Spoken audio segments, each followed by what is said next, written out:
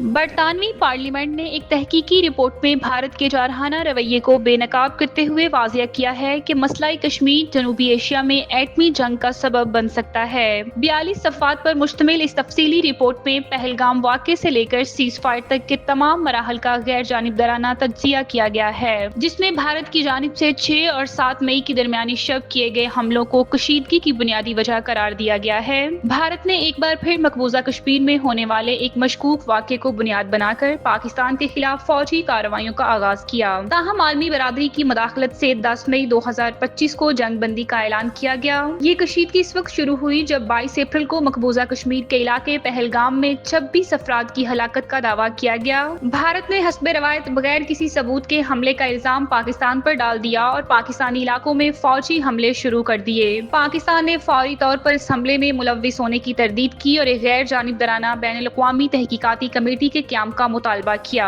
جسے بھارت نے مسترد کر دیا۔ بھارت کی جانب سے 6 اور 7 مئی کی درمیانی شب پاکستانی علاقوں پر حملے کیے گئے، جن میں کئی معصوم شہری شہید ہو گئے۔ پاکستان نے بھرپور جواب دیتے ہوئے دشمن کے عزائم خاک میں ملا دیے اور دشمن کو واضح پیغام دیا کہ ہر جارحیت کا منہ توڑ جواب دیا جائے گا۔ بھارت نے صورتحال کو مزید بگاڑنے کے لیے پاکستان کے ساتھ تجارت معطل اور سرحد بند کر دی، سنتاس معاہدہ بھی معطل کرنے کی دھمکی دی۔ برطانوی رپورٹ نے اس تمام تر صورتحال کو نہ صرف بھارت کی جانب سے طاقت کے استعمال کی ایک اور کوشش قرار دیا، بلکہ واضح انداز میں لکھا گیا ہے کہ بھارت کا طرز عمل علاقائی امن کے لیے شدید خطرہ ہے۔ رپورٹ میں بھارت کی ہٹ درمی پر بھی تنقید کی گئی ہے، جس نے اقوام متحدہ کی قراردادوں کو مسلسل نظر انداز کرتے ہوئے مسئلہ کشمیر کو آج تک حل نہیں ہونے دیا۔